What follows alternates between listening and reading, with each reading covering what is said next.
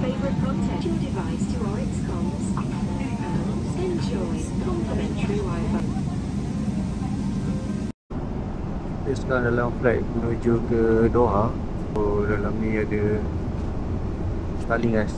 So kita nak try dia pakai Starlink. Let's check IP dia. What is my IP?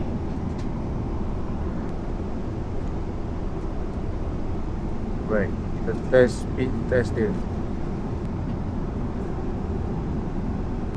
Untuk Starlink. Right.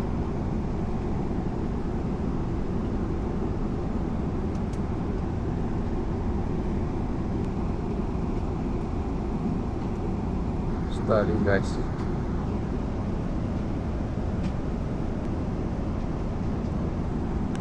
So flight ke Qatar ni dah mempunyai internet access berkelajuan tinggi melalui Starlink. Best tak best? Alright guys, kita tidur dulu.